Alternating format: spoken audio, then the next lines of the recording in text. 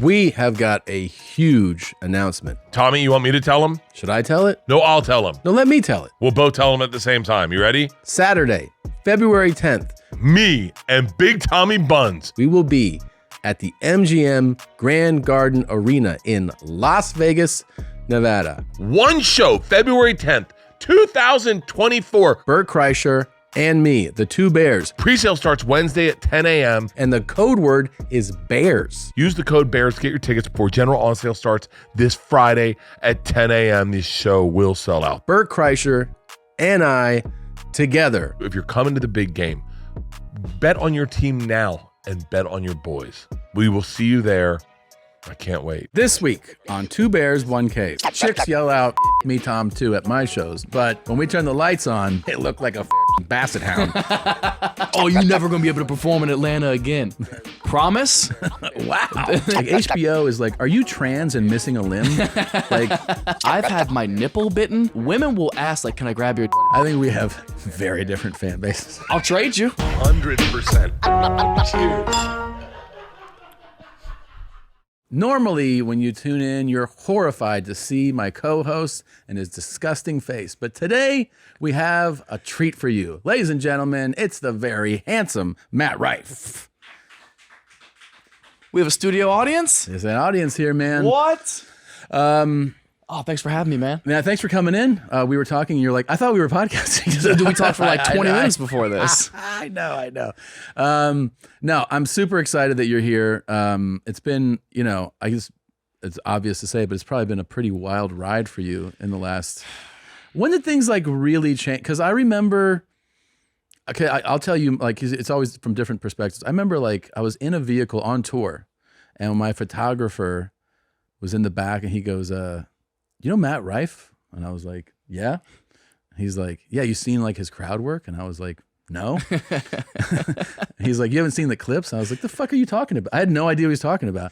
And he's like, here, check this out. So he sends me a clip, and I was like, yeah, it's really good. And then I look, and it says like 19 million views. I was like, what the fuck? Oh yeah. And then it was like, I looked at the next one, and it said like 25 million views. I was like, what is going on? Like, it was an explosion. Mm-hmm. And then it was like one of those things. It's like somebody points something out, and I just started to hear. Everywhere. I started to hear your name more. People will be like, "Oh, you do, stranger, you do comedy? Do you know Matt Rife?" I was like, "Yeah." What the fuck are you talking about? Meanwhile, you've been on Netflix like 4 times. Well, it wasn't even that. It's like, oh, they keep mentioning his name, and then I saw like, I think I went to your page, and I had seen you announce, I think your millionth follower on Instagram or something like that. Okay. Like I saw it like. Maybe it like scrolled down a little bit. I was like, oh. And then it was like 2 million, 3 million. I was like, this jump is like very, very, it's growing in the TikTok thing. So like your life a year ago, let's say August, September of last year, has this already begun? I'm trying to figure out. No, it was August of last year was the first time that like I started to get a bit of a following when people would start to come out to a show. July of last year, so 13 months ago, I was maybe profiting $150 to fly myself out to do a one-nighter in Philly that like 80 people would show up to. So a year ago. Yeah. See, this is the part of it that like when we were texting a little while back about all the stuff going on. Yeah. I was like, don't lose your mind. Don't go don't flip out, because it feels like the craziest thing for me is the rate at which, not that it's happening. Oh, yeah. It's just so fast. Oh, incredibly. It's so fast, you know? You want to grab all of it while you can. It's so scary because I still feel like in 2 months from now, I'm back to begging people to please come see me at a one-nighter in the middle of nowhere. Which is the normal way to, everyone can't believe it's happening. But yeah. Most of the like ascent, like the growth for people is like this very gradual, you know what I mean? Like I remember like, it's not like that for everybody, but like, I remember for me, like, the first time I realized that it happens differently for people, because you only know your own path, right? So like, I had a special come out. I shot one in 2013, came out in 2014, and it came out like March of that 14. Was your first special with Netflix? Yeah. Okay, I thought so. So it was like 2014, it comes out. By the end of the year, I'm selling out clubs. I was like, oh, this is rad. But it's like, that's what it was. Yeah. The next year starts, I'm doing rock clubs. And I do that for like a tour. Like, well, can I ask this? When you first started to sell out the comedy clubs for a weekend, in your mind, were you like, oh, I've made it? Like, this is the epitome of what I needed to be in my career. I was so excited that was happening, right? Like I was like, I can't believe this is happening. I'm like 34, 35 or something. And I'm like, oh my God. I'm finally getting like, like a check that you're like, oh, I can actually do something with this. I think I was like you, where I was like, book it all, like book everything. Yeah. And I was also doing the thing where I would go book you learn that like agents hate booking one-nighters like at clubs and stuff. They're like, just do the weekend. But sometimes I would be like, yo, this is like fucking Lafayette. Yeah. Like I go, just give me one night. And they would go like, nah, they don't want to do it. And you realize why, because the club goes, we don't want them for a night. We want them for like 3 nights. Yeah. But I would insist, like I want to do that. And then I go on the next night, put me in Hattiesburg, Mississippi. Yeah, route it all together. And they were like, what? Because I was like, I can get 100% or close to it of all these one-nighters and route together this week that makes it worth it. And then they go, oh, it becomes undeniable because you go, it all worked. Yeah. They don't want to do it at first. They just want you to, they want because the club goes, put him here, Cleveland, 3 nights, 6 shows. He's here for the weekend. That's it. That's all they want to do. It's like, it's easier for them, right? Yeah. That if you do one night, then who are we going to get for the other night? So it's because this whole thing. But like, it was like this gradual thing. And then after the rock clubs tour, I did another special. It comes out, and then I'm moving into small theaters. At the same time for that second special, I remember I ran into Ali Wong, and her first special came out, which was a monster special. It did bananas numbers. And so she went from, I'm not selling tickets. And I didn't realize this first. She was like, hey, like, can I ask you some questions? I was like, yeah. I was like, so here's what's going to happen. Because I'm going from my experience. I was like, you'll probably start to like sell out clubs, and then you move into, like maybe like theaters. And she's like, yeah, I'm doing like Union Hall in New York. I was like, oh, that's great. She's like, I'm doing like 9 shows there. And I was like, oh, I don't know. I go, I don't think we should. I'm not the person to give you advice. I think we have a different thing going on. I was like, what the fuck?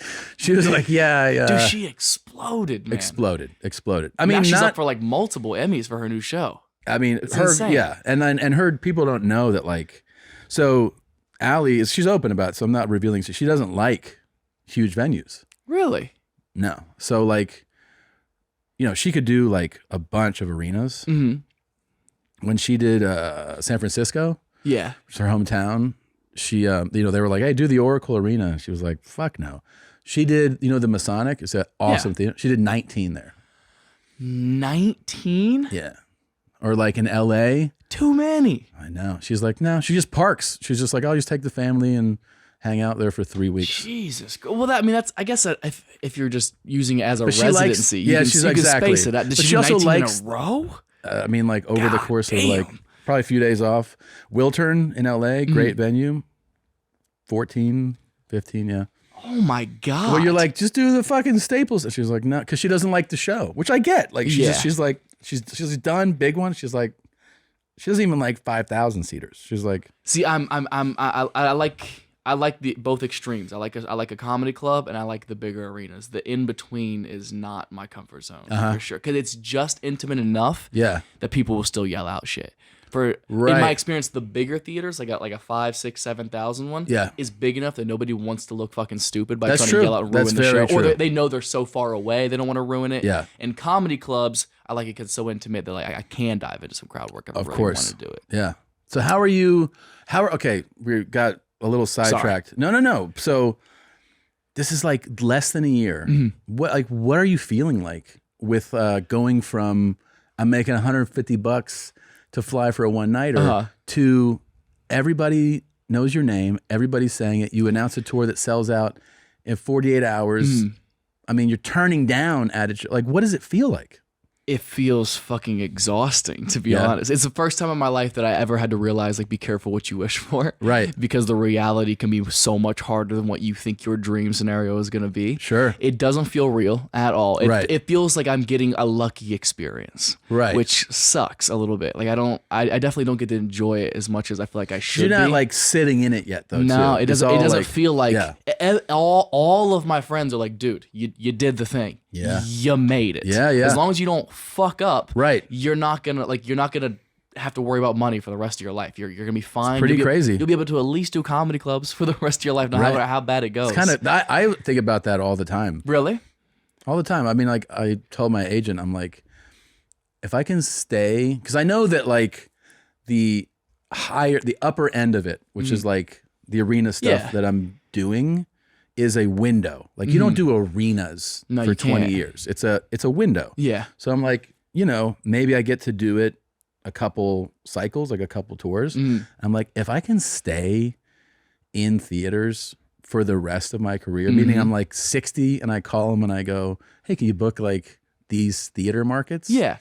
I don't care if it's a fucking 1,200 seat or something. Like, I'd be thrilled. Yeah, of Like, course. that would be amazing. Yeah, you can't stay at the top forever. Is also another thing we were talking about off air. Ralphie May would always say to me all the time. He used to say, he used to reference Dane Cook all the time. He used to say, like, you can't live at the mountaintop forever. No. Eventually, you do have to go down, and that's why you have to be nice to everybody you meet on the way up. That's why you true. have to be grateful for all the experiences you have on the way up, and try to enjoy it because, yeah, exactly. That moment is only for a window. You're not going to be there forever. I mean, some windows obviously last longer. Yeah. And I think that like, I'm super grateful just to have experienced what I've experienced and be able to work at that level. But, part of your brain is also like, oh yeah, like even, like a Kevin Hart stopped doing 2 arena shows. Yeah. He does 1. Yeah. And you go like, oh, but it's like, that's a reduction in his workload and all like. Well, quality of life I've learned has become like way more The fact important. that this just happened for you and you're this young and you were able to go, I'm turning down one of these added show requests says like, it's a very wise thing that you're able to do at this stage. Well, I've been so lucky to get so much good advice. Like I was with Chappelle in Yellow Springs at his summer camp that he does out there, and we were talking about my tour, and he was just like he was giving so many kind words. And one thing he did say in all the tour dates we had is he said, "Remember, pigs get slaughtered." He goes, "You don't have to do everything all right now." He goes, "If this is going to be your longevity, you have to take care of yourself and do it when you need it." He goes, if you can do 20 theater shows, you can do 20 6 months from now. You can do 10 now, 10 6 months from now. But none of us want to hear that when it's said No, to us of course. the first time. Of I was course. the same way. Everybody said the same thing. Here's how bad it is. I was saying that to other people. And I was like, man, you fucking pigs get slaughtered. And then I would sign up for the opposite. Oh, you fuck. Yeah, because like it's so hard to like here's the thing, they get you too, dude. Like they get you. Meaning like you have your like, this is what I'm doing. And it's just like the offers come to you and you're just like, I remember like what they'll do too is they work back a week. Yeah. So like they're like, how about Thursday, Friday, Saturday, like Nashville, Charlotte, Raleigh. And you're like, that sounds like a great week. And then they go, Wednesday. There's Greensboro's got a small arena right down the street. Right there. You want to do Wednesday? That's exactly and you're like, how it works. Yeah, you go, yeah. And then they go, Tuesday. Richmond is like not far from Greensboro. And you go, okay. And then now you have go, a Monday off. And then they go, Monday. And so you go, oh. And then you look and you're like, oh, I've done that 10 times now? Yeah. So now you're just doing full weeks. Oh, absolutely. Yeah, that's how it. But I'm lucky enough now that I have like my moral bases covered. Like we're closing on getting my mom a house this week. So like that's just stuff. How exciting is that? It's incredible, except for my mom doesn't know what the fuck she's talking about. Really? When I call, does she know about the house? Yeah, she knows about the house, and I wish my Is biggest it in mistake. Ohio? No, God no, Georgia. Okay. God no. No. Once my grandpa passed away, I was like, we have to get everyone the fuck out of Ohio, so I never have to go back here ever again. Oh, you don't like Ohio? I don't like Ohio, but funny enough, I like Atlanta worse than any part of Ohio. You like? I told her if she moved anywhere close to Atlanta, I'd never come visit her. Yeah, I think I saw, just scrolling, I saw a clip of you shitting on Atlanta. Yeah, dude, fuck that place. And people were like, "Oh, you never gonna be able to perform in Atlanta again." Promise? Wow. Then drive to Athens or Savannah if you want to see me. So Atlanta is your. Now, did you shoot there? Is that why you hate it? Did you? No, I lived there for. Oh, you lived there. I lived there for the summer between my junior and senior year of high school. My first manager owned a comedy club down there. Oh. And he found me on Twitter. It's this long story. So that summer I had off. Obviously, I had no plans for the summertime. I took a Greyhound down to Atlanta, and I would just sleep on comics' couches down there over the summer and do like 9 to 15 shows a week at this club. Like he would just put me Which on club was every it? show. The Uptown Comedy Corner. Okay. Have you heard of it? Now I'm trying to think of because I did. what was the famous longest running kind of club there? It Punchline? Was Punchline. Yeah. And then I did that like Laughing Skull? Laughing Skull. Yeah, I yeah. did Those that are a few great times. venues. This Yeah, was nothing like those. This was like the premier black comedy club in the country. Like I it was got one of the you. most feared rooms in the world. Uptown. Oh yeah. So to Yeah. be a white comic was like the worst thing you could be. Yeah. Like people would take out their keys and jingle them Yeah. at you. Like it was an intense experience. But it made you ready for fucking anything. Anything. Yeah, yeah. And black crowds are the best comedy audiences in the entire world. I remember because in it's LA a real respect. doing the Comedy Union, Oh yeah. which was a black club on Pico. Did you ever go to the J Spot by the airport? I did another black club. I don't know if it was like closer to downtown, but I forget the name of it. It was like a little room. Was it Garrett Morris? Yes. No way. Yes. Really? Yeah. What was that place called? Garrett Morris's Comedy Club. It was like in a homeless shelter in downtown LA. It was, yeah. You'd have to go up like 9 I did stories of Garrett's steps or some Club, shit. and I did the Union a lot. I remember doing the Union regularly. I got my first TV credit ever was from performing there. I did BET's Comic View when I was 17. Jesus. And the show got canceled right before my episode. So really? it never even aired. I did BET once too. Did you really? Yeah. What'd you do? It was called One Mic Stand. It was the follow up to that. And we are supported by DraftKings. UFC fans, we've got a good one going down this weekend with Makhachev and Oliveira in a rematch. I've partnered up with DraftKings to bring you all an exciting new offer right now. New customers who sign up using the promo code BEARS and bet just $5 on any of this weekend's matches will receive $200 in bonus bets instantly. That's right. New customers will instantly receive $200 in bonus bets when they bet just $5 on any of this weekend's fights. Stay in on the action and use your $200 in bonus bets on DraftKings. Same fight parlays for a shot at an even bigger payout. Combine multiple bets together from the same fight, including numbers of rounds and method of victory. DraftKings is the only place where you can bet same fight parlays. Download the DraftKings Sportsbook app now. New customers use promo code BEARS and bet just $5 on any wager and get $200 in bonus bets instantly. That's promo code BEARS only at DraftKings. This show is sponsored by BetterHelp. Do you ever feel like your brain is getting in its own way? You'd think it's your brain. You'd think you guys would be on the same page with just about everything. But all of a sudden your brain's like, hey man, I got some ideas. And you're like, whoa, bro, whose team are you on? You know what you should do. You know what's good for you. But you just can't do it. You can't pull the trigger. I had a conversation with a dude going through this immediately. I told him what I'll tell you right now. Therapy helps you figure out what's holding you back so you can work for yourself instead of against yourself. I've been in therapy for a very long time. I definitely have what I used to say was a broken brain. It's just got its nooks and crannies. It is a brain that it forces me to be creative. And sometimes that creativity or that muscle that it uses can get in my way. And I elaborate on that in therapy. I help work that out in therapy. The more I talk about it in therapy, the less it lands on me heavy. And if you're thinking about starting therapy, give BetterHelp a try. It's entirely online, designed to be convenient, flexible, and suited to your schedule. Just fill out a brief questionnaire. You can get matched with a licensed therapist, and you can switch therapists at any time for no additional charge. Make your brain your friend. Bro, can you guys offer that as a t-shirt, BetterHelp? Make your brain your friend with BetterHelp. Visit betterhelp.com/bears today to get 10% off your first month. That's BetterHelp, HELP.com/bears. Dude, here's the worst part about it. So we're backstage and it's a mix of people. The audience is all black, but the comics, I think there's 10 of us taping. Probably 6 black dudes and chicks, and then like 4 white people. And the first 3 comics that go up are black and eat the biggest bowl of dog shit that I've ever seen. So we're like, fuck. I mean, like they came off sweating with like a scared look. To be in their fair, they face. sweat during a good set. That's true. That is true. They had towels and stuff, But I was like, holy shit. Because also at a taping, you're like, it's added pressure. You're it's nervous. nerve-wracking, yeah. And you're watching, you're like, wait, the black comics are bombing here? Like, we're going to fucking die, Do you remember who else was on it with you?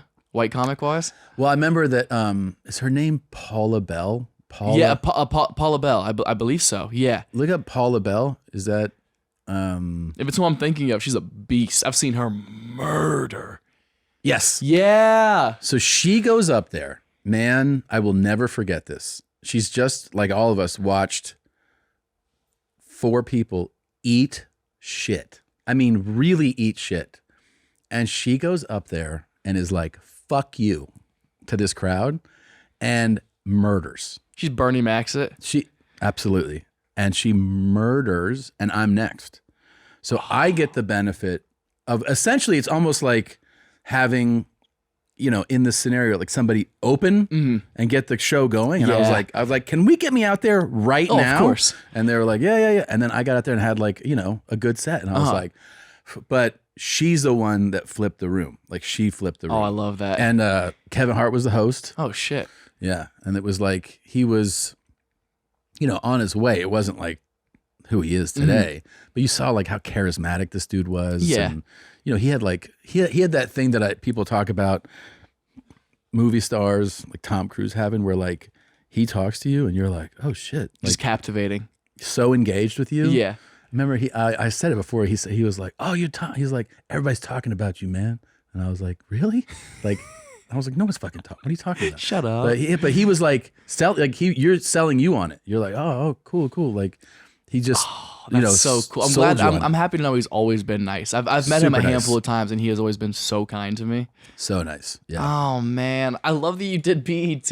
Yeah. My mom has never I don't think registered any of my career achievements. I don't think. Yeah. When I got BET, she was like, "Oh, that's is it a TV thing?" Is it and I was like, TV? "Yeah, we You're don't like, have that yeah, channel. we don't have it. And then I did MTV, and it was a black show as well with Wild Now. Oh and yeah. She was like, what was that like? Is that? It was. I remember that show like kind of on the periphery. Like I wasn't watching the show, but it was like it's part of Yeah, pop culture. It's like ridiculousness now. Like it's always on. You know what I mean? Yeah. It was the first real thing that put me on the map for my career, and it was the best learning experience I could have gone through because I had no idea how TV worked whatsoever, and I didn't know how competitive being on set was. So being around all these comics who were like great improvisers and great stand-ups and rappers and everything just threw me into such an uncomfortable environment. Like I was forced to learn shit like really fast and really well in order to even have an opportunity to get on an episode. Yeah. Because that show is like, it's like an NBA roster. Well, more like an NFL roster where there's, 12 cast members per episode, but there's like 25 cast members. So you're like competing for episodes basically. And my role on there was like the white guy, obviously. Yeah. And oh my God, I was so miserable because everyone has their role on there. If there's a gay dude, you're only doing gay jokes. If you're a white dude, you're only doing gay, white dude. jokes. Yeah. I was just lucky to not be the gay dude. And I remember like my second season was going really well on there, and everybody kept coming up and be like, "Oh man, you about to be like the next Gary Owen," and I was like, Another Ohio guy who I fucking love. Gary Yeah. Owen is a beast. Yeah, He's a good friend, a fucking awesome comedian. Yeah. But it's a very niche lane that I knew I didn't want to just do. Yeah. I didn't want to just perform Do the for black black comedy, audiences. yeah. I've always prided myself on being trying to be for But everybody. did you? Because it sounded like with the Atlanta stuff, were you like primarily doing black crowds? Yeah. Oh, you were. Yeah, I grew So- up doing just that. So then your comedy naturally start to play to black crowds because like you're conditioning But yourself that was there? just because of my personality. When I grew up, was all with black friends. Oh, I got you. Like Okay. all of them growing up was black. Okay. I've always been far more comfortable around black people than I ever have been with white Really? people. White people suck so bad, dude. We're so annoying. We're not fun at all. That's very true. It's Yeah. so frustrating. I know. I can't get any more black people here, but it's true. They're a lot of fun. In Austin, are you trying to bring them down here? Well, here at the office, we have one. It's fine. But I mean, I haven't seen one since I've been in here, actually. he's in the booth. We try I see to a keep him. painting. Yeah, there's another one. That counts. The painting. So I guess we have two. And enough with the paintings. Let's not go to 3. Yeah, So how many paintings do you have in here? there's a number of paintings. Are they all people you know? People we've shown, highlighted. I don't know if I know them all. I don't know if I want to meet them all. I wanted to ask, actually, Yeah. what's the record behind you? Gary Clark Jr. Who is Gary Clark Jr.? Really? Yeah. Who is that? Man.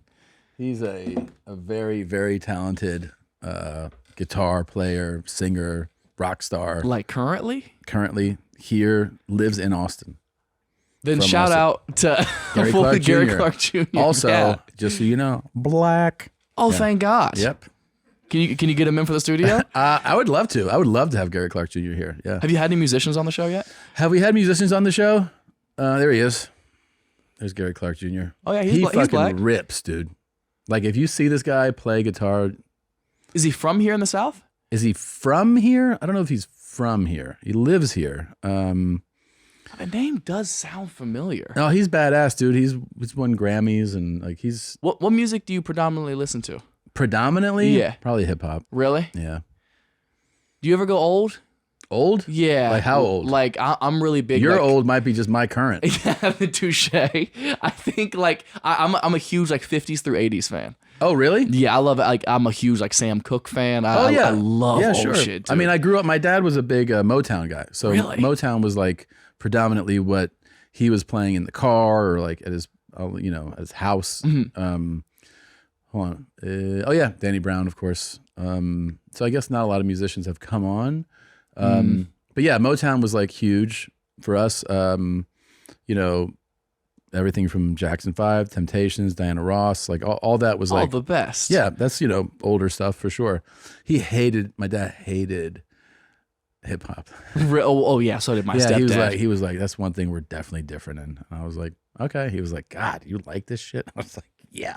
Wait, at what point has it even kicked in yet? Like, do you like current hip hop, like new shit? Here's the thing.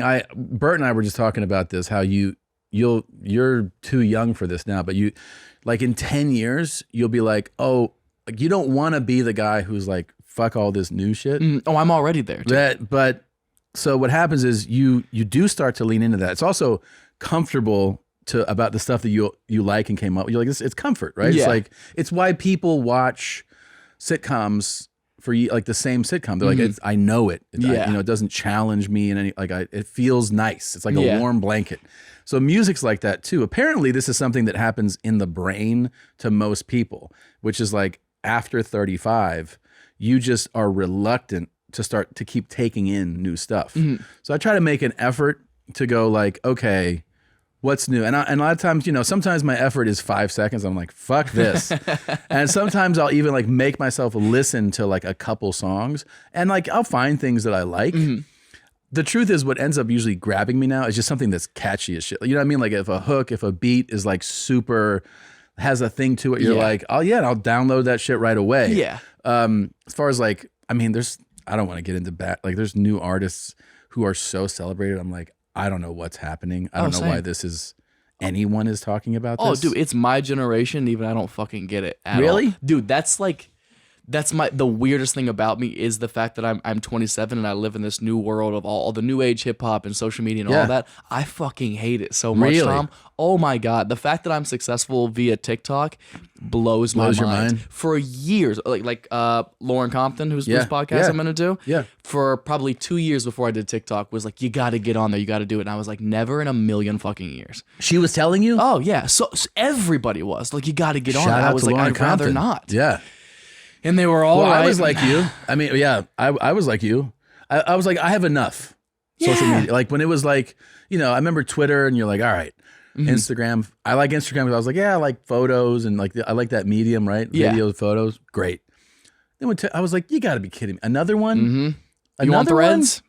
I fucking hit yes and it just like automated it. I didn't even set I know, it up. but it's like you go, but then part of you, what happens is you go, well, it's like with TikTok became the place that like the young consumer is there, right? Yeah. So when something like Threads comes on, you just go like, what if that just explode? Like, why be late to the party? I just was like, okay. Yeah. But I don't really engage much there. I don't, I just kind of go, fuck, man. And then somebody manages, like Facebook, I abandoned. Yeah. Oh, yeah. I haven't been on Facebook in But then a years. guy manages it for me, puts stuff up. And I'm like, fine. Exact same thing. Fine, just put it up. Yeah, I'll go on there like to check when a birthday is, and that's literally it. What do you call someone who speaks 3 languages? Trilingual. What do you call someone who speaks 2? Bilingual. What do you call someone who speaks 1? American. Only 22% of Americans speak a language other than English at home. Start learning a new language this fall and be the exception, not the rule, because with Babbel, you start speaking a new language in just 3 weeks. How freaking cool is that? In 3 weeks, you can start speaking a new language. This fall, you can start speaking a new language with Babbel, and you will know this language by Christmas. By Christmas, you'll be saying Feliz Navidad to the whole family and meaning it. Why Babbel? Because it works. Babbel's quick 10-minute lessons are designed by over 150 language experts to help you start speaking a new language in as little as 3 weeks. Here's a special limited time deal for our listeners. To get started right now, get 55% off your Babbel subscription, but only for our listeners at babbel.com/bears. Get 55% off at babbel.com/bears, spelled Babbel in all languages. That's how we spell Babbel. Babbel.com/bears. Rules and restrictions may apply. Dude. Yeah, I don't know, man. I mean, but obviously like TikTok really was critical. Oh, because it's exposure. So wait, when you said like last July you make $100 or whatever to so it starts to, you see the thing explode, like the videos start to go crazy. Do you show up at a gig and you're like, oh, this is sold out? Like you didn't know? The first place was, I'm sure you know, Off the Hook in Naples. Yes. That was the first club that like did numbers that nearly sold out each night. And you'll never forget that, by the way. Oh no, because he handed me a check and it was for like $12,000. Yeah. Which I was only contracted for like a $1,500 guarantee. I mean, you know how those deals go. Sure. So I was expecting that check, and he handed me $12,000. I remember I looked up at him and I said, "Are you sure?" Yeah. And he was like, "Yeah, man, we did really, really well." I was Yeah. like, "Get the fuck out of here! It's Are a they all crazy supposed to feeling. be like this Yeah. now?" That was the first club that actually took off. But before that, it was just And then was it just on after that? Like it was just on? pretty much, which Okay. is crazy because the 2 months leading up to that were exactly what you were talking about. I was routing one-nighters from like St. Louis to Philly to Raleigh, and each one of them I'd make $500 or something like that. Sure. But you'd have to do all three to make the whole trip worth it. Worth it, yeah. Yeah, it was exhausting. I remember my first one very clearly. I was my special came out in March of 2014. And honestly, you know, Netflix is much bigger now than it was then. It was still like a thing, but I was like, all right, you know, it was a consolation prize to be on Netflix. They were like, oh, it's on Netflix. And you're like, fuck. yeah, you're like, all right. So it came out, you know, saw some tweets, did a couple I did like phoners, you know, a newspaper put me in there. Like it was nothing. And it came out. And I saw people were like, oh, this is really fun. Like the same kind of thing. Like when I did Comedy Central Presents, you know, you see like tweets about it and you're like, all right. And nothing changes. So I was like, nothing changed. Now, do you feel like it's the epitome? Netflix do you think it's the best place for a special to land? Yes. Viewership wise? Oh, it is. Fuck. The only other place that like, oddly enough, it's the polar opposite business model in many ways, but they both have the same objective is YouTube. Meaning that like Netflix is subscription based, you pay for it. But they've got 140 million people to do it. And they also have like some very high level production things. They're obviously like massive shows, movies, like it is like a content haven, right? Yeah. And they also became the place, like they went after stand-up. So they were like, HBO was the place for stand-up. Netflix was like, fuck that, we are, and came to people with checks and like took stand-up away from Comedy Central and HBO. Yeah. It's the place. What's fascinating about YouTube is free. Everybody has YouTube. YouTube you can share very easily. The objective, just like Netflix, is like Netflix wants you to stay on the platform. Yeah. They're giving you stuff to go, just stay here. Yeah. YouTube has the same objective. Stay here. Stay on YouTube. You can put out a special, as you have and other comedians have, and look, if that finds an audience, the same goal is met. Yeah. Millions of people seeing it, and that without question translates to ticket sales. That's part of the people who are buying tickets for you right now. Yeah, of course TikTok, but like some of them are YouTube people. Hey, I saw your special on YouTube. But do I think that Netflix right now is still the place to be? Yes, it is. Man, when did Comedy Central fall out of that race, you think? Probably right around like 2014, 15, like in that middle thing. That's as like Netflix put it into like fifth gear. And but the whole Comedy Central model is like, remember, it was like all it was stand up. That's what that's literally what made me do stand up. Is I used to Comedy stay Central. up late at night and just watch Comedy Central presents I didn't even all the want, time. like, none of us wanted to be anywhere but Comedy Central. Oh, of course. Like, and I'm talking about from the early 2000s, like even when I did Presents, I shot it in 2010. It came out in 2011, Mm-hmm. and I was just like, that was a half-hour special. Yeah. And all I was gearing for was like, let me do that hour next. Like that was the goal, because you've seen all your people you admire do it. Yeah, So there was a structure to how your career is supposed to go. just do Yeah. that. But they also, like, I don't know. I mean, leadership changes in companies like that. Oh, especially with Viacom. And they just my like God. changed their whole model, and like they've been very fortunate to have South Park and The Daily Show be Yeah. like the continued staples of the network. Yeah. But all these other things they do, I'm like, they kind of like come and go. Like everything else just kind of like falls away. I've always wanted to change that. Like I've Yeah. always wanted to have that conversation with Comedy Central to be like, give somebody with a young, fresh fan base a project to run with that can bring your network Bro. back to what it used to be, a comedy network. I gotta tell you something. You could probably fucking get that meeting. I've had that. I've had that meeting, and they don't bat an eye. What? Oh, Comedy Central's never given me the time of day. Dude. Even now? Never. Still hilarious. no, dude. I know. Well, that's very informative in and of itself. That they, I mean, you should be able to go in there, and I don't mean that like anybody could just sort of be like, give me this, but the fact that they don't want to entertain the idea is fucking Of bonkers. course. And I'm just big on creativity. Yeah, like, sure. take a fucking chance, dude. I get that you're a business. I get that you have to go by the numbers. You and risks can cost a lot of money, but it's like your channel's never gonna grow. Your network is never gonna go back up. And you're having those conversations with people right now, and they're like, we're not interested. Really, I think Comedy Central's probably the only one who never even even looked take at me the as meeting? serious. Nah, not really. I had a meeting with them probably beginning of this year, maybe end of last year when things started to pop off a little bit. And it was positive, funny, but it was like- not like, we want Really? to work with you. Nah. That's so interesting. Like, it's funny how like these networks and platforms have like brands now. Like, Yeah. like HBO is like, are you trans and missing a limb? Like, come do a special here. Well, OnlyFans has given so much opportunity to stand up lately. Yeah. They, which is funny. That's actually why I named my first special Matt Rife OnlyFans, because I knew how many people searched to see if I had an OnlyFans. Okay. That I knew it was going to drive traffic to it. Let's park here for a Okay, second. okay. That's a great thing. So it's a perfect time to bring this up. So much is made about your looks.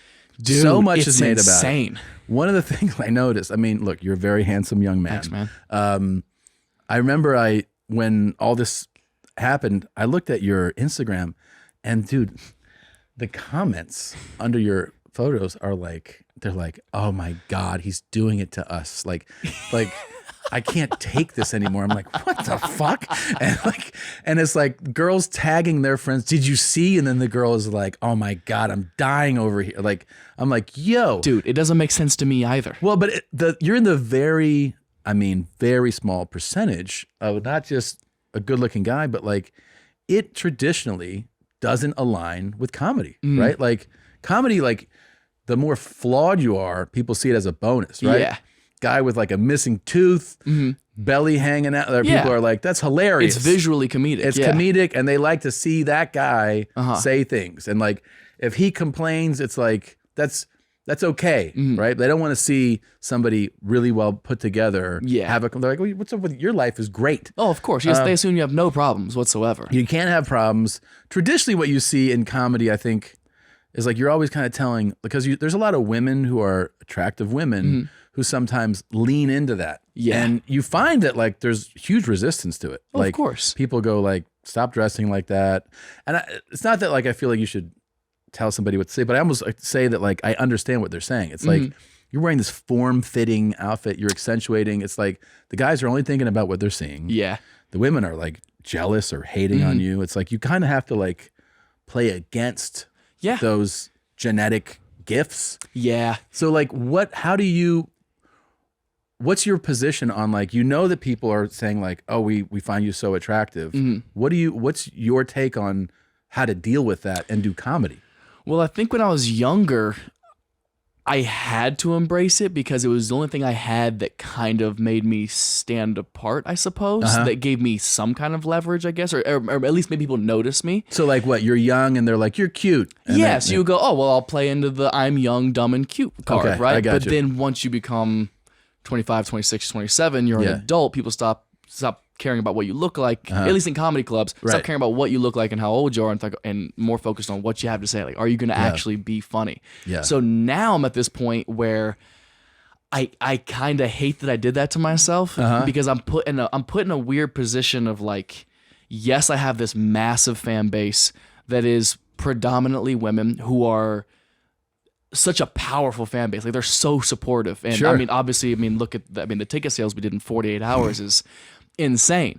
But then I have to sort through all of those fans to find, okay, who are the real comedy fans? Who's Right. actually here because they believe I'm a funny comedian? The big plus to it though is that you're bringing in people who maybe never wanted to see a stand-up show. Oh, yeah. Never seen one.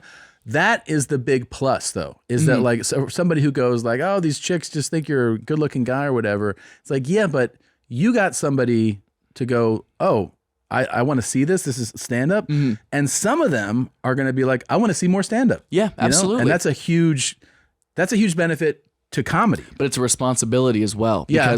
Because so many of my online clips are just crowd work, people who don't know how comedy works think that's how the show is. How are you managing that? Because I wondered that too. It's like I see that it's like a natural thing to watch. You go like, oh, these are great crowd work clips. Yeah. They're going, I'm going to go talk to me, right? It's you have to be patient, and I am patient to an extent. My biggest problem is people can come to the show expecting crowd work and still be respectful. They can sit back, wait, and go, I bet it's going to come at some point. That's the audience member that I love, because the thing is, they're probably going to get it because I enjoy doing crowd work for me. Sure. I mean, as a comic, like you get tired of telling your own jokes. Sure. When you do 8 shows in a row, you go, oh, okay, this Here hour it is again. Yeah. Let's break it up a little bit with something that's even going to catch me off guard. And do you do right? that like at a special moment, or is it just like Yeah, whatever? I've got, and that's I'm so happy to talk to you about this. Somebody who gets it. Yeah, I've got like 3 placeholders in my set that I go, I can transition from this bit easily into some crowd work. Of course. And if it does or doesn't work out, I have an easy out to go Easy back out. into the Yep. set. But here is an opening for it. Sure. But people don't know that. So you get people who are egotistical or just want the attention, or Yeah, like they want to selfish, be that next narcissistic clip. people, yeah. Yeah, they come and they yell out. Hey, and yeah. that's what I'll shut down immediately. If I can tell somebody wants the attention, like they Yeah. want to be the clip, I go, nah, get them the fuck out of here. Yeah, You're I not hate here that for the shit show. so much It's because the worst. the worst part about it is that there's this thing when you're performing any type of performance, but stand up, where you naturally, to be the best performer, have to be willing to be vulnerable. Yeah. And when somebody like hijacks moments like that, the natural instinct is go, I don't want to be vulnerable anymore. Oh, like I don't want to absolutely. open. So I'm You wanna gonna put a wall up now. Yeah, and now you're Yeah. like, now you're fucking up the show for everybody. You know? Yeah. No, that's been a tricky thing to navigate. It's going back to what you were saying about my looks earlier. Yeah. It's created this very hungry, supportive fan base that I'm so grateful for, and has gotten me this far. Yeah. But now I am having to weed through those and find the real comedy fans, because that's what I've been working so hard for the past 12 years. You know? Right. And how do you I do just- that? Like you just You have to stay true to the craft, I suppose, as cheesy as that sounds. But it's like I was talking to my best friend and tour manager the other day about how easy it would be for me to just go on stage and play into the whole I'm a young fuck boy. Yeah. We lift my shirt up or whatever and like Yeah. play to the female audience, and like I could have uproarious standing ovation. Sure. And it would be a great show for exactly what they probably want. But I'd be fucking miserable with myself. You'd be 'Cause miserable. That's not what I want to do. And the time limit on that would be quicker. Oh, of course. You know, that oh, would yeah, that expire. would be such a flash in the pan. Yeah. But what's funny is, as much as I sit here and go, oh, my looks don't allow me to be perceived as a real comedian, Yeah. guess how much sympathy I'm allowed to get? Yeah. Zero. Of course. People go, But do you feel, is there a pressure on you to, I mean, your looks are your looks, right? Like your face is your face. Yeah, didn't choose it. Right. It's just how it is. Yeah. But is there then an added pressure to go like, I need to look good all the time? I mean, you know, like you're not aging out, but like there's this thing, right? Does it stay in your head like I better like stay in really good shape? I better make sure my hair looks, like, do you feel the pressure to deliver the package that some of these people want to see? No, not for them. For me. you. I want to look the best I can possibly. Sure. Who the fuck doesn't Yeah. want to look the best version of themselves, Yeah. right? Yeah. And as somebody who grew up as an ugly kid, as a skinny kid, like I didn't lose my virginity until I had 2 months left of high school. So like I was such a late bloomer Yeah. that I'm like, can I just enjoy this portion of my life? I don't know what I'm gonna look like when I'm fucking older. I might look like Dom Irera in 5 years. Yeah, dude. it Who really knows? could change. Yeah, I don't know. Well, as let's- rapidly as this happened, it could go away. Let me ask you this: are you just drowning in pussy right now? Like, is it the And best? if I was, nobody'd throw me a fucking life vest. Not a single they person, wouldn't. dude. No, they wouldn't. No, I'm not. I have a girlfriend. You do? Yeah. Does your yeah. audience know that? Well, they do now. A good part of them do. Are you guys yeah. together a while? No, it's a early relationship, about 4 or 5 months, but we've known each other for about a year and a half. You have. Yeah. A She's comedian? wonderful. No, she's an actress. Okay. Now this is the next question for that. That takes she must feel how much people are commenting on you and like all the attention you get. Yeah. Like that takes a very secure person to. And right? she is. She's very smart. Mm-hmm. And like I love that she's never been insecure about the amount of attention that I get, and is more she sees it the way I see it. Like the way I see it.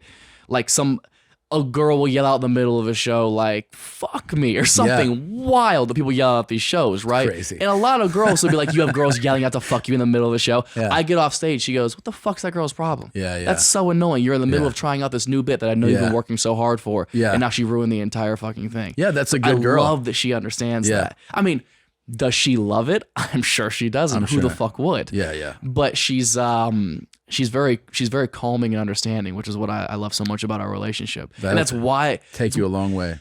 I didn't want to get into a relationship at all. With this tour beginning, I was like, there's no way I'm gonna be able to manage a relationship. Yeah. And all it's done so far is just like keep me grounded. I have one person to respond to and think about and focus on, rather than being that touring comic that's like, what girl can I fuck in this city? It's another thing where I remember like when I was like, don't lose your mind.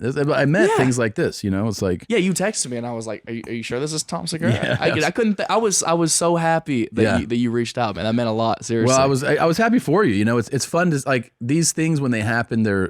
They don't happen all the time. Mm-hmm. I feel like it's exciting, like just like for comedy. Yeah. And I know you're a good guy, and I was like, I just wanted to reach out and be like, hey man, I hope you're managing all this well and that's not overwhelming. But like, that meant a lot because I get as much positive attention as you see on the internet, there's 3 times as much hate. Dude. yeah. It's Do you? fucking Oh man, wild. It's wild, right? Yeah. It's insane, man. Do you know? Have you like figured out how to like not digest all of it? No. It's That's I'm so confrontational as a person. Like it drives me insane. I can't beat the fuck out of these people. Yeah. But then you have to sit back and go, well, I'm really allowing these people to Exactly.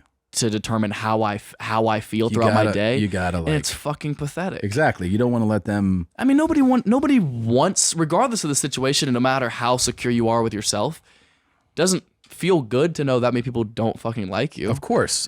But it's also like, like you're literally living your dream. Yeah, of course. And it's like you can't let someone's bitterness or negativity suck that joy out of you. And it's almost always dudes. Of course. Which just tells me it's like, okay, what are you actually mad about? Well, are you mad that I'm having success, or are you mad that I look the way I do? It's everything. Like how much pussy do you not get? A lot. From me just trying to make you laugh Yeah. upsets you. Yeah. That's fucking crazy. It's to really me. just, it's like it's mistargeted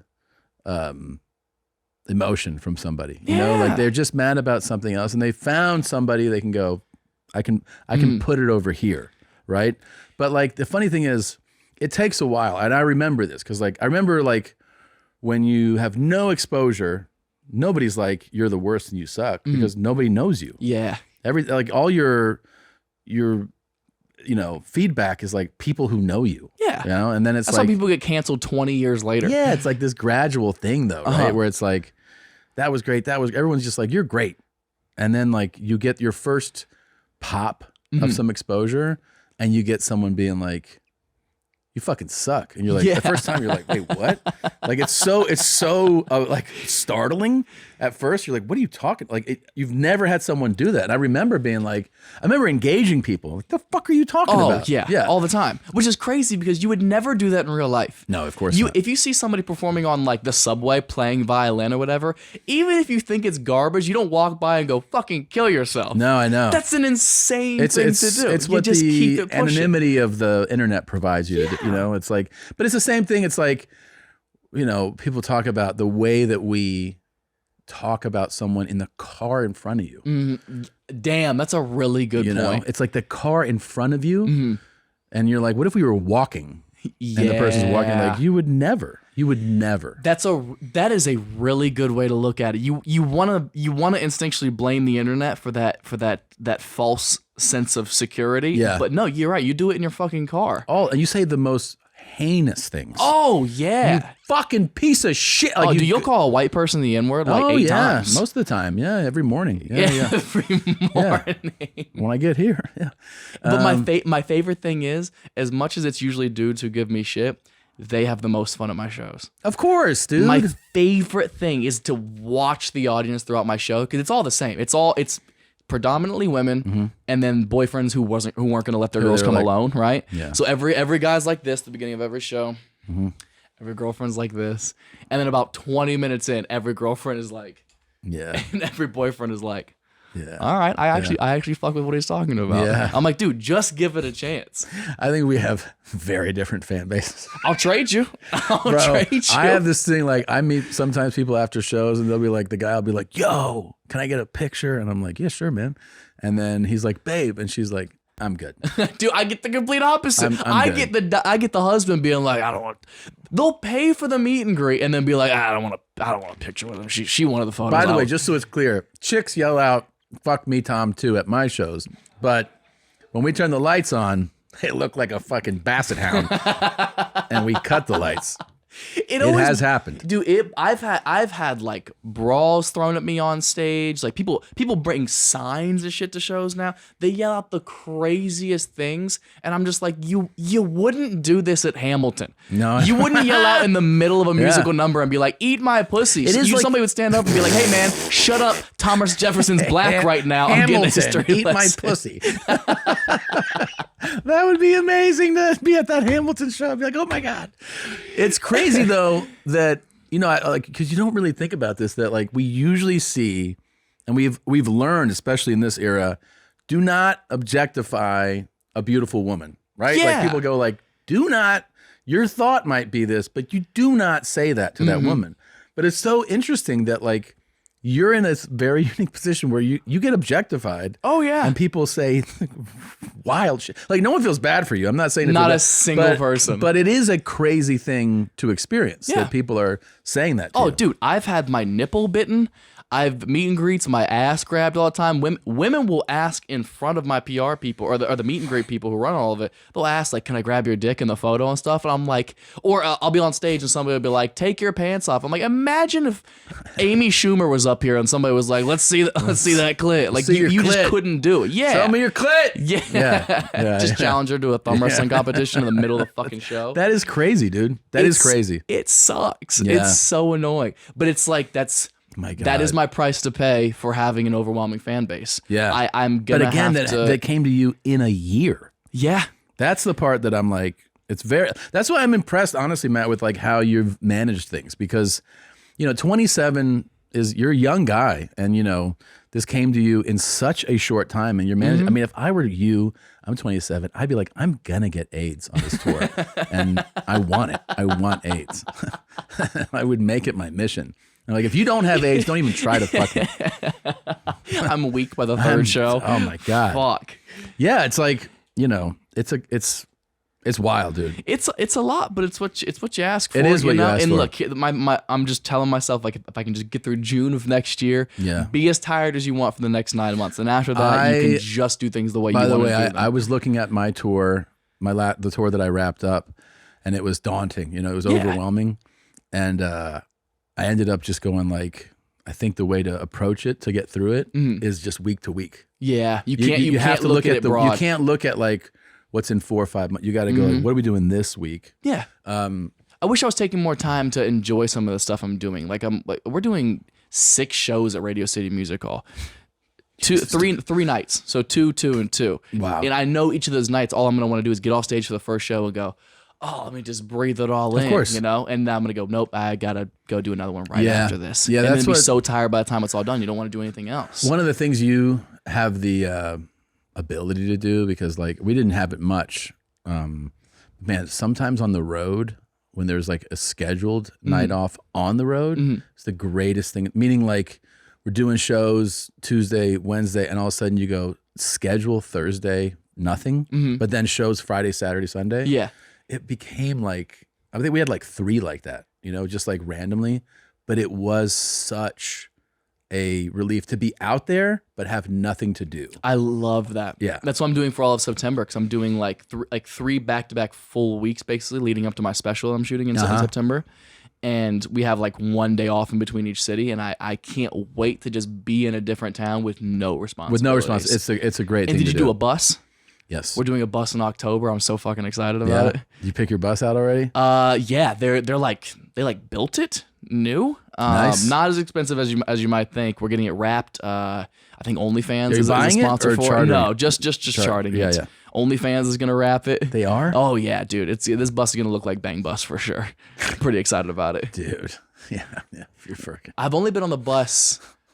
How long were you on the bus for?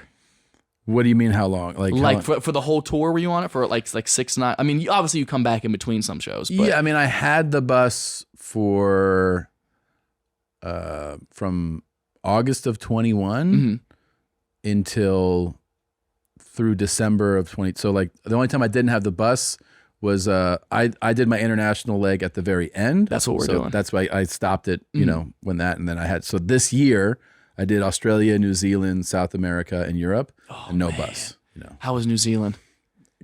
Unbelievable. Did you get to do anything fun while you were over there? Yeah, that's the cool thing about the international stuff is you actually enjoy things more than you do domestically. Yeah. Because like there are like, all right, you flew fucking 16 hours, so there's 2 days of like nothing. Then it's like, you know, you're doing Perth and Sydney, and then there's 2 days off. So you like, you actually like, I mean, we rented bikes and went on bike rides. Bikes. Dude, do you know how infamous that fucking line is now?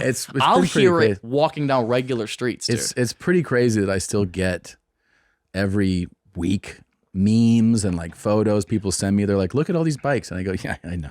Genius. It's I can't believe that something has legs like that for like saying a word. What was the most fun thing you did while you were in New Zealand? Like touristy wise. Touristy wise, let's see. Because what did we do? We did Christchurch, Wellington. You went to church? We went to church. Are you religious? No. Why'd you go to Christchurch? That's the name of the city. Oh. Maybe don't skip out on college and start a career in comedy. Fuck. Yeah, I know. Who the fuck names it that? It's a very strange name. Yeah. If somebody named the town fucking Papa John's, you'd also be confused. You would. That's a very valid point. You can say whatever you want in that city, actually. Yeah. Christchurch is Christchurch is beautiful. I think they had a massive. They're famous for like the massive earthquake. Oh, they also had a massive shooting, but we don't have to talk about that. Like massive or like American size? The shooting? Yeah. It was pretty terrible. Yeah. It was like a mosque shooting the Christ. But pull it up. Yeah, pull it up real quick. Pull it up real quick. Yeah. It was horrible. Yeah, the mosque shootings, yeah. Jeez. Oh, in 20, I remember this. Yeah. It was terrible. Hold on. There's a mosque in a town called Christchurch. Yeah. I mean, you can see how that could be confrontational. Yeah, it was pretty terrible, man. They also putting Christchurch. Was it also a white earthquake. Kid? What's that? Was it also a white kid that did the New Zealand one? I'd be surprised. If it was or wasn't. Yeah, it was a massive. No, I'd be surprised if it. I was joking. It was definitely a white guy. Major earthquake. Yeah. That was a. Oh my god. Yeah, that was huge. That was in 2011. That's insane. Yeah, but I'm trying to think of 185 people. It was really just like seeing the the beauty, like the nature of Oh, New Zealand? yeah. Because, you know, like it's famous for, that's where they shot all the Lord of the Rings stuff. Have you been skydiving before? No. And you can, by the way, just so you know, you can go when you're in, I think when you're in Auckland, there's like a day trip you can take to see like where The they Lord shot. of the Rings. Oh yeah, we almost did it. I went there this January. Oh, you for, did? For a friend's YouTube trip, right? Oh, and we were out there for friend's 2 weeks. YouTube trip. He runs this YouTube channel that's I met. I'm gonna try to summarize this. We met because he runs a gigantic, successful YouTube channel called TFIL. He has a sub channel called the Overnight Channel that's like ghost hunting, and I joined him for that. We've been all over the world ghost hunting. Seriously? Really Are you a weird. big ghost guy? You love it, dude. Really? But also, biggest pussy you'll ever meet. I'm so afraid of ghosts, but like I want to meet one. You really are? Yeah, dude. So you're hunting them, but you're terrified. Yeah. This is like a scuba diver who's like, I hope I don't fucking see a shark. I exactly. love it. Okay. Yeah, or you know, like any cop. Yeah, sure. Exactly. Okay, so you go there. So we go to New Zealand for his other YouTube channel. It's like basically an adventure channel where so he paid for all of us to go. We just had to go and film everything we were doing for fun. And we went. We jumped off this giant building in the North Island when we were up there. Did you skydive? Is that what you're saying? We went skydiving over is it the Remarkables? Those mountains? I don't even know. I believe it's what they're called. Those are the mountains they filmed all like the exterior shots for Lord of the Rings, and you see them hiking up the hills and shit. Wow. And when we went skydiving, they drop you over the mountains, so you fall from 15,000 feet. Yeah, the Remarkables. From 15,000 feet, you fall right next to the mountain. You're falling like the entire length of the mountain. It's the most beautiful thing I've ever seen. Once before in Vegas with a Groupon. With a Groupon? Yeah. If you think that's sad, a dude showed up by himself. Really? Yeah. I've never seen a more suicidal person in my entire life. He showed up by himself we went at 6 a.m. because we wanted to go like with the sunrise, which was beautiful. Yeah. The guy showed up by himself, and they're like, "Are you waiting on anybody?" He was like, "No." You ever seen those people having sex while they skydive? Shut the fuck up. Yeah. How? It's so crazy. Like, so they started like the guy was a porn guy who also became a skydiving instructor, of course. Yeah, extremes. And then the girl was like, I want to do this, you know?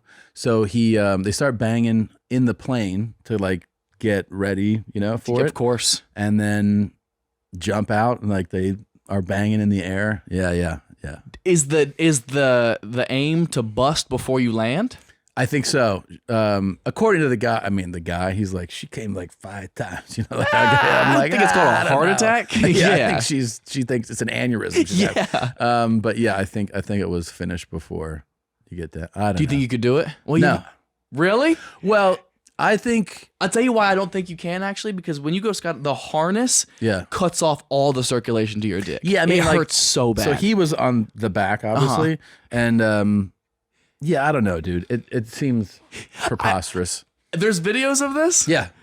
My Google history is gonna look disgusting after this because I have to see because you're baby. This what? Is it. Yeah, this is it. Yeah. So you're just baby Bjorned onto the front of somebody, and there's not a lot of like hip action you could really throw into that. But also, I don't know if I want to go tandem ever again now. Yeah, I know. Or this is the only way I want to go from here on out. Pretty crazy. Jesus Christ. Skydiving. I don't know why it's a scandal. I guess it probably upset. Scandal. It probably upset a lot of the skydiving community, maybe. Well, I think it would upset whoever you're skydiving above. Because imagine she squirts and then it lands on some fucking family. It's true. How do you explain that to somebody? This is true. So you didn't have sex when you skydive, but no, this isn't the most absurd thing I've seen porn-wise, though. I hosted the AVNs. You hosted it? Yeah. When? We filmed it this past December, and it aired like a month and a half ago or whatever. Wait a minute. You shot it a few months ago. We filmed it last December.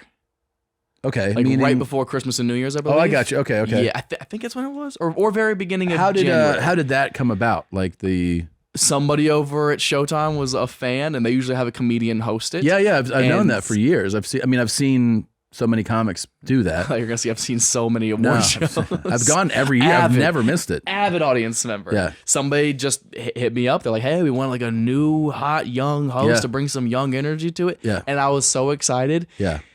And it was just terrifying. I'm sure it was. It was so much to absorb. Because I also had to present at the gay VNs the night before. Oh, they must have eaten your ass up, literally. Dude, yeah, it was life changing. Because I'm sitting front row watching most of the show, and it was I I couldn't help but laugh because I've never seen so much dick. Because it's playing on the screen. Oh yeah, because it's just like the Oscars, where you know how like every time somebody's nominated for something, they'll show a scene of the movie. So they'll be like, I don't know, Johnny Mash nominated for Cock of the Year or whatever, and then they'll just show him going to town for like 7 seconds, and you'll see 8 more people, and you'll be like, oh, I get it, talk of the town. Yeah. It's alarming. And then at the AVNs, they're showing the porn clips too. The same thing. Yeah, it's aggressive. I don't think I watched porn for like 4 months after that. Pat, dude, did you come out and just do a monologue? Like, is that how it starts? Yeah, I had to go out there, do a little. I think I did like 15 minutes up front. Did you do like your act? Or? No, that was the scariest thing about it, is because it's an all porn audience. Yeah. And they're there for that. Like they want to hear jokes about their own industry. Yeah. Which is hard for a couple of reasons. Because one, every porn joke in the world has been told already. For sure. This is like the 20th anniversary of this show. Yeah. And also, as much as it could be easy to make fun of that industry. Yeah.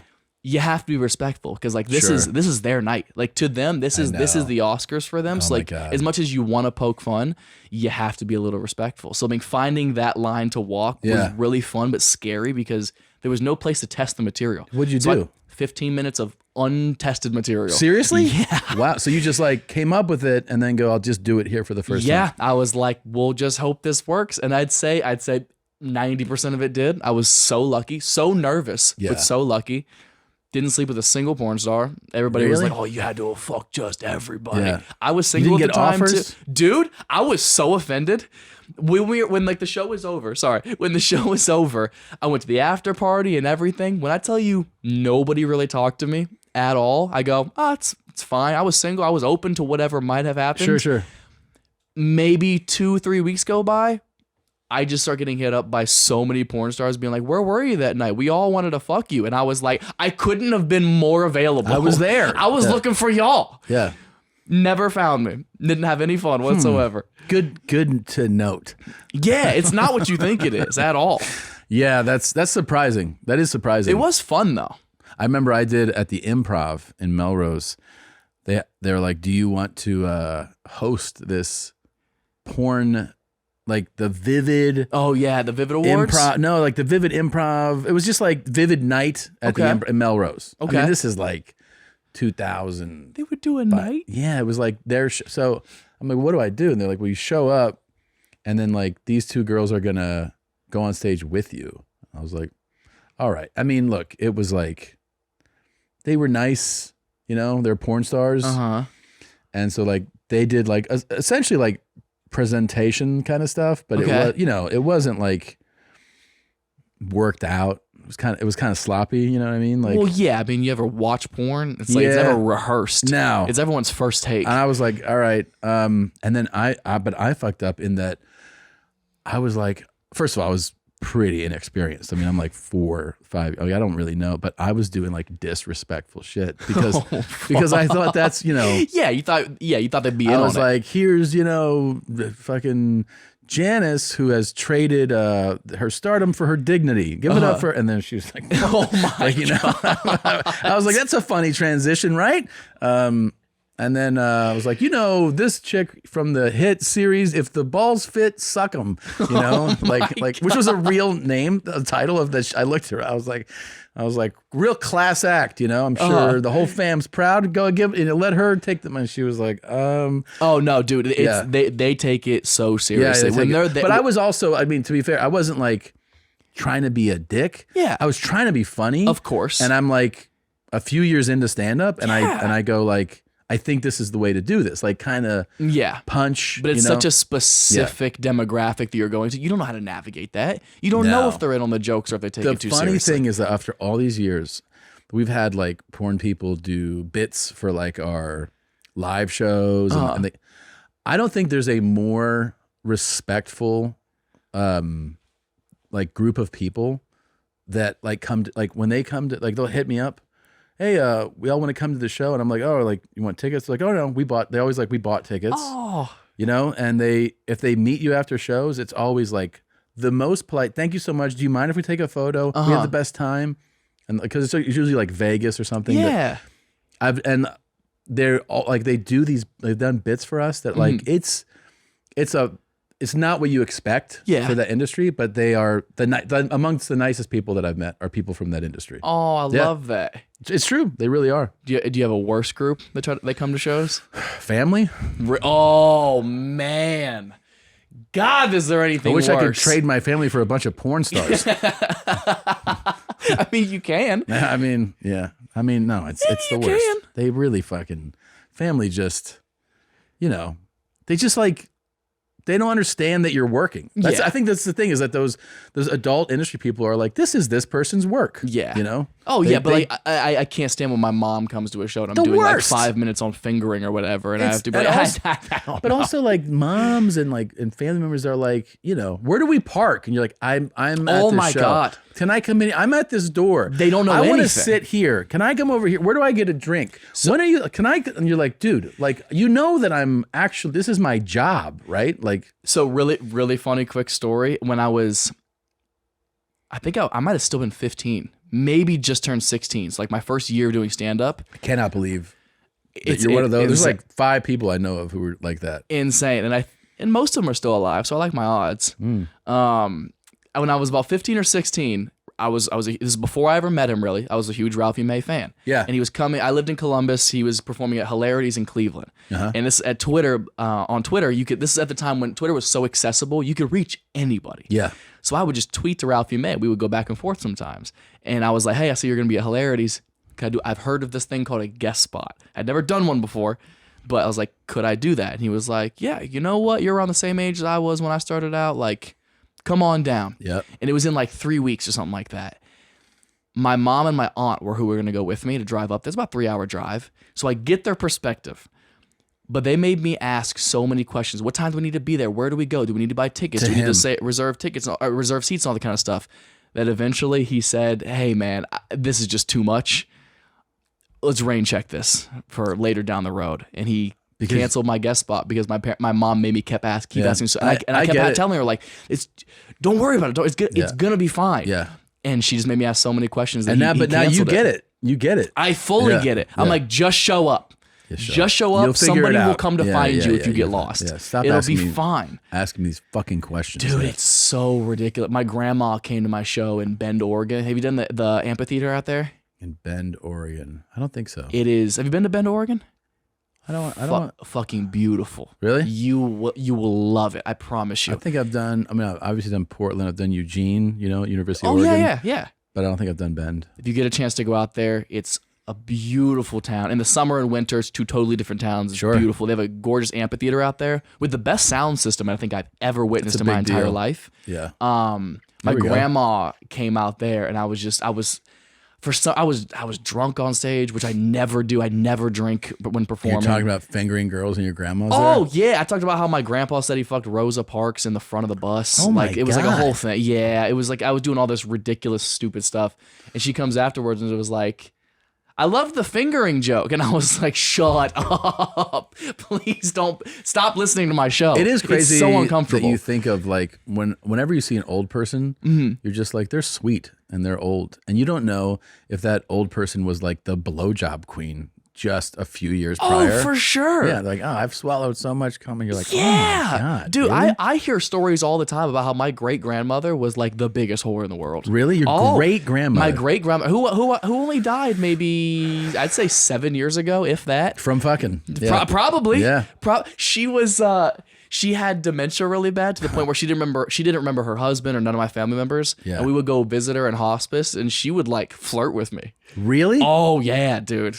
Oh, she'd have on this sexy nightgown too. That like even I was like thinking about it. No. She was out of her mind. But every story I had ever been told about her, I was like, oh yeah, for sure. She's a hoe. Yeah. Your grandmother is a fucking hoe. hoe. Dude, my parents would tell me about all these diseases she had. Oh my God. Oh yeah. About how she like cheated on my great grandpa multiple times, but he loved her so much that he stayed with her and all that. It was insanity, dude. Wow. Yeah. Wow. Nasty stuff. Nasty grandma. Man. That is crazy. Also, fun fact, every woman in my family has had a kid before 20 for like 8 generations back. Yeah. My family be fucking, dude. So how old was your mom when she had you? 19. No, she had just turned 20 by like 2 months when I was delivered. Yeah. Wow. So Dude, your mom is young. Yeah, my mom, she just turned 48. Holy shit, I really could be your dad. That's How old are so you? crazy. I'm 44. Fuck. Yeah, you could. Yeah. That's terrifying. I know. But you know what's crazy is like that kind of never registers to me because I've been in stand up for so Yeah, long. so all long. of my friends are late 30s, mid 40s. Yeah. I have I guess How my did core friends. starting like did you I mean obviously you were a huge stand-up fan. Mm-hmm. And then when did you're like I'm going to go try this? Like you're 15? I was a huge fan of Dane Cook and Dave Chappelle when I was like 12, 13, 14. And my mom won tickets on the radio to see Dane at Nationwide Arena in Columbus. It was like nosebleed seats, obviously, but I was just like so have in to go. all of the Yeah. show. Yeah. We went, it was incredible. And since that moment, I was like obsessed with it. So then a couple weeks go by, there's a talent show at school. I'm like, oh, I want to try it. So I do it there. And of course, it was terrible. But you got balls, dude. But I mean, it was awful, dude. I was doing I all these know, but- raunchy jokes that I had gotten off the internet in front of my Still, classmates. It's ballsy though. Well, I was so naive. It's Yeah. not, you don't think of it as brave when you don't know that there could be consequences. True. And then when I was 15, I found out what an open mic was, and I just emailed the Columbus Funny Bone, Stroop. Yeah. And I was like, hey, I know you have to be 21 and up, but like, I really want to try what an open mic is. Like, could I come if I had like my parents with me or something? And he happened to say yes. And ever since then, it's just been comedy So you were every going single week. You were going back all the time? Every Wednesday. And how was your how were your parents about it? Were they supportive? Like they were like, Yeah, my mom was like very supportive about it, but just in the sense of like extracurricular activity. You know, Yeah, nobody yeah. thought anything was going to come Did she of it. give commentary to your sets? Like No, but my grandpa would. It would either be my grandpa or my mom who would take me, and my grandpa would be the one to like, because they were bringer open mics. You had to bring, Yeah. you had to have 5 people buy tickets. So my grandpa would buy 5 tickets. Yeah. So the club doesn't know any different. They just think 5 people are in there for you. But in his eyes, I could do like no wrong. Like every set I had, he'd be like, I really like the thing you said Yeah, about it's this or amazing. whatever. Yeah. It also took me about 5 months to hear what a set was. Yeah. So every week I was going up doing new 5 minutes because I had no idea you were supposed to keep material and keep working on it. Yeah. It was ridiculous. Wow. So you're just like, here's a new 5. Yeah, I don't understand how people do a new hour every single night. I had no idea. Yeah, that makes sense. But it's a fun learning experience. Yeah. But my mom didn't know she still really doesn't understand at all. Really? No, she understands that she has a house now. She has a house. Dude, when I tell you, Yeah. when I told her like, hey, things are going really well. I want to make sure you're taken care of. You don't Yeah. have any bills to pay for the rest of your life. Like, I want to get you a house. Yeah. She was like, that's I'm so lucky. Thank you so much. Whatever. 9 days go by, right? I get a call. Did you get the link that I sent you? I go, what'd you send? She's like, oh, I sent a Zillow link. I go, oh, you've been looking for houses. Okay, fantastic. Let me take a look at it. Tom, my mom lives in an apartment Yeah. that she smokes in the bathroom of. Uh-huh. And she sends me a link for a 9-bedroom, $3.5 million house with horse stables. What? I go, you don't even know 9 people. Who's gonna live in this fucking house? Yeah, this is crazy. She goes, well, in case any of you guys want to like come home for the holidays or Come something. home for the I go, holidays? I haven't come home for the holidays in 6 years. You think I'm gonna go when I have to fly into Atlanta airport? Are you out of your fucking Mom, mind? you're out of your mind. And I go, the horse stables? She goes, well, that's why it's so expensive. I go, whose horses? She goes, well, I've always wanted horses. I go, yeah. Whoa, I've always wanted my real dad back. But like, sometimes you have to be logistic about these kind of things. My Holy mom shit. is 48 years old. She's always injured. Always. She has what's it called? Vertigo? Yeah. To where she can barely stand upright for most of the time. I'm like, you're going to learn to take care of horses at 48 years Hell old. no. And you're going to do it after who's going to buy the horses? So you bought the house and the barn. and- Bought a different house. Okay. A way less expensive version. Way less bedrooms. Yes. 4 bedrooms for Okay. her and her boyfriend to live in by themselves. She goes, I gotta have a pool. For who? She goes, well, I've always wanted, she goes, I want a pool. I go, I've known you for 27 years. Never seen your hair wet. Never seen you sweat. I've never seen you take a bath. That's hilarious, I've dude. never seen my mom anywhere near water. Now all of a sudden she's like, I don't want a house unless it has a pool. That's crazy. So fucking ridiculous. Did you get the pool? No, I didn't get the pool. I Okay. got a house with a lake behind it. That's a big pool. A big pond behind it. It's a And she natural still pool. goes, yeah, and they said the land is totally okay to install a pool if we want. I go, Holy Mom, shit. I love you, but you're white trash. You're going to take this above ground pool like an adult and enjoy it. Yeah, okay? yeah. That's amazing, dude. It's amazing that you're like, things are all right. And she's like, here's a $3.5 million house. I was like, are you out of your mind? Yeah. I go, you're not getting a better house than what I would get for myself. That's insane. My mom is like so wired this way too. The same way? Totally. What's crazy, my mom isn't like that. My My mom's mom is so simple, and that's what I love about her. And then she hits me with this expensive I taste. think that's a kind of an act from moms. You think so? Kind of, yeah. You'll see it more now as you'll be working at this level. Mm-hmm. But like, my mom is like, I'm very simple. I like, nothing special. And you're like, all right. Uh-huh. And then, she wants a car. It's like, what kind of car do you want? Mercedes, Lexus. I'm like, okay. Mm. Then she was like, let's swap it out. I want a different. Like, this is like a month later. I'm like, swap it out. It's not a dress. Like, I mean, and then it's like, I like simple things. Oh, okay. I'm flying you to this thing. Is it first class? Yeah, of course. Where are we staying? I'm like, Four Seasons. Oh, that's nice. I was walking through the hotel lobby. I saw these earrings that I would love to have, and I'm like, all right, can I have them? You're like, sure. Gets them, and then she's like, I kind of don't want these, and you're like, wait a minute. Like, so what you learn, like with my mom, it's that it's about the get. Like it's like almost like an addiction where it's like, I want the thing. Mm-hmm. Then she gets the thing, and she's like, oh, I want another thing. Oh, so it's very like that's hard to fulfill. It was like this growing up, where she's like, I went to like TJ Maxx today, and I bought these 10 things on clearance for like $1.50 each, and you're like, okay, all right, good for you. Yeah. And the next day, you're like, what are you doing? She's like, I'm going back to TJ Maxx to return all those things. It's like this chase, you know. And or she goes like, can I get this thing, these shoes? And you're like, all right. And then she gets them, and she's like, oh, well, like that was I got them.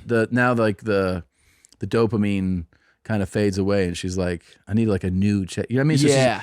And then she sees me as just like the fucking central bank. Mm-hmm. So she's just like, what else can I get? And I'm like, and because you're your son, you're like, how do I say no? yeah. You know? I mean, I just, sometimes I'm just like, you're out of your mind. Get out. I don't even answer her, Oh, that's how it was about the houses. She Yeah. said more and more. She was like, all of them were like 2 million and above. And I was like, you don't need this. Yeah. Stop being ridiculous for a moment, which caught me so off guard because my mom is, I wish she had more of that actually. I wish she wanted more. Really? She's so simple. She doesn't really ask for anything that isn't essential to her, Is she like new grasping? hearing aids or something like Really? that. Yeah, she wears hearing aids. She's had like some dental problems and stuff like that, so I've gotten her like new teeth and stuff. So she doesn't ask for anything extravagant. She doesn't ask for any experiences or trips, which is what I wish she asked for more. I try to get her to experience more stuff because I feel like she doesn't live much. Which is what I want for my family. You'll get her to do some of those things, I bet. I think so. Like Maybe she if you just, do some of them together too. It might like be. she flew to LA like the summer before COVID for the first time, and I was so excited to take her around to see all the touristy things. And a lot of people don't realize there's not a lot to do in LA as a tourist. Right. There's like the key 5 to 7 things that like you're like, okay, Hollywood Boulevard, Santa Monica Pier, maybe the Griffith Observatory or something like that. But you can do all that in a weekend. After that, there's not much else to do. I took her to go do all those things, and I took her to Hollywood Boulevard. She goes, it's not like the movies. Yeah. I go, nah, This is it. It's not. Yeah. She's not impressed by much. Sure. So I wish she wanted to go do more things, but she doesn't express what those interests are. I don't know what a lot of my mom's interests or like wants are. Interesting. And I wish I did, but she also might not have any. Some people are just so blue collar that like their whole life is wake up, go to your 9 to 5, come home, cook dinner, watch True. TV every day for the rest of your life. And Yeah. you're so happy with that. Yeah, I mean, but also like, maybe getting some of the opportunities presented will change some of those things. you know? Very well could be. I mean, it could be like, hey, Mom, you ever been to Hawaii or something? yeah, And you ever then been naked skydiving? There you go. You ever get banged from the skydiving instructor from Fuck, I behind? don't want to think about that. She's like, actually, that's a very cool idea. Actually, I'll tell you just how. I would love to open up the chute above a barn with horses and then. Oh my god, I'm gonna fucking throw up. I'll tell you how white trash and non-extroverted my mom is. Like this is how bad she is at going outside and talking to other people. Yeah. She just found out maybe maybe a year ago that her current boyfriend used to be her second cousin. Used to be? Yeah, through marriage. Oh, okay. And that marriage got divorced. Okay. But I was like, there's 8 billion people in the You world. just found this out. Gotta fuck this guy? Yeah. Who you might have met at some point in your life before? Probably. How long have they been together now? Like 2 years, I think. Okay. Yeah, man. So are they grasping, like your mom especially, what's happening with you? Like they get it? I think they know I think they know I'm doing well. Yeah. But I don't think they understand like the full extent. Yeah, of, don't tell them. What do you mean? Don't explain to them exactly just let them go. Well, it's like, hard because it's it's like going well. who do I revel in the accomplishments with? You know, Not what I mean? It her. has to be my friends. Yeah. My mom doesn't get it at all. Don't break it down for her. She'll be like, "Oh, get me that fucking barn." Like, yeah. Yeah. Dude, by the way, you know what she settled for instead of the horses? Goats. Oh, she's got goats now? She wants goats, so eventually she'll get some fucking goats. You're going to believe me. You don't want her to know. Don't just be like, I'm working. I just want her to be proud for the right reasons. Yeah, I'm sure she is, man. I mean, it's got to be, it's got to be a thrill. Like I have kids that are young, but it's got to be so thrilling for a parent to see that happen. How many kids do you have? Two How old? boys. They're boys. 5 and 7. 5, 7. And what are their interests at this age? The 7-year-old likes video games. He likes Roblox, Minecraft. Okay. He's really into that stuff. That's all very normal. Yeah. Okay. Little math whiz. He's a cool, eccentric kind of kid. Like great Autistic? personality. Not autistic, no. No? Okay. Just good at stuff? Okay. Just good at stuff. And then the 5-year-old, it's just cars. It is cars. There's the autism. Got it. Got it. Cars. And I thought I liked cars as a kid. This dude gets into cars, turns them on. Like, and people are like, turns them on. He's like, is there a clutch? And then he just pushes the clutch, turns the car on, revs the engine, turns it off. He's like, what other cars you got? He gets on. Really? We went to a place, he turned on 40 cars. And the guy was like, what the fuck is happening? Where'd you go? There's 40 cars. It was like a car dealership, and they were like, is he turning on every car? I go, if you let him, yeah. Yeah. He's co-signing on this. So yeah. He will start every car. Does he have a favorite car? The funniest thing is, I go like, what's your favorite car? He's like, Toyota. And I go, He just knows name brands. yeah, he knows like 40 from their emblems. And he's like, oh, there's a Subaru. I'm like, Jesus, how do you know this shit? But I go, what's your favorite car? He's like, Toyota. He's like, will you get one? I go, no, way above a Toyota. He has no concept that he can do better than I'm Toyota. like, dude, what are you talking about? You see my cars. What are you talking about? Toyota. He's like, I love Toyotas. I'm like, That's okay. so funny. I love that he's nerdy about it at such a young age. Loves it. It is the only thing he gives a shit about. Really? Totally. That's autism, man. Yep. 100%. Have you had him tested? Yeah, he's You did have him tested? No. Oh, No. come on, man. No, I'm he's curious. He's I don't think he's autistic. He's pretty like, because he likes cars that much. Yeah, man. Too concentrated on one thing is a little concerning. Like he's Really? he's either autistic, which is awesome, or he's working on a manifesto. Cramp. Oh fuck. Cramp hamstring right now? Yeah, hamstring cramp. Fuck. God, I know. You have a baseball in the back of your leg? No, I'm holding it. Hamstring just cramped up. We did it's the deadlifts right worst. before I came here. By the way, you look great, man. Thanks, bro. You look fantastic. Thanks, How much man. are you down over the past year? The past year, Yeah. probably like around 40 pounds or something. That's incredible. Yeah. What made you want to make that change? Just being sick of it. Of just being fat? Yeah. Okay. Yeah. Just like, or just being like, you feel like unfulfilled potential. Like you're just like, I know I could do better. Yeah. And you're always, it's bothering you. Mm-hmm. Like you're not like, oh, this is great. Yeah. But you're like, I'd like to do, but you do like these half-ass versions of it. Yeah. Eat clean for like a week or two, or like work out for 5 days. Yeah. And then you're like, I don't know, you just write back to your thing. So it was just like, I just want to address this. So it's just like slowly going after something, Now, do you feel like it's affected you on stage, like being in better shape, or because you're so established, you've been established as a comedian, people already respect your comedy? I don't think Do you get any shit being like, "Oh, Tom's changed. He got skinny Yes. now. Yes. He's trying to be something else now." Like, do yeah, you get but that? but I completely dismiss and ignore that like Good. 100%. You know, Good. I mean, yeah, it's usually dudes.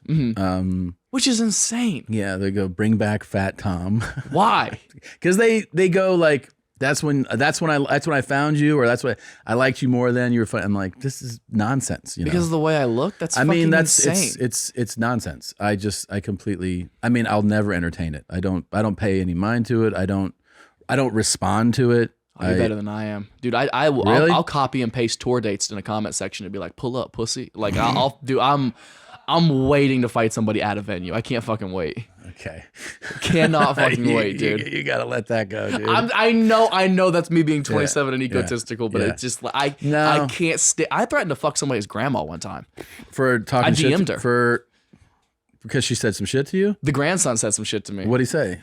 I was in Chicago. It was summer of 2021, and he just started going in on, typical shit. Not funny, all this kind of shit. And I had time. Yeah. Which is a huge misconception, by the way. When people's instinctual rebuttal on the internet is go, oh, you have all this time to respond to people. Yeah, man. Yeah. I woke up at 4 p.m. Didn't have to work till 8. Yeah. I have so much time. I have time. Right? Yeah. So we start to go back and forth, and he's saying all this mean shit. So I go to his profile, obviously, which is what you do.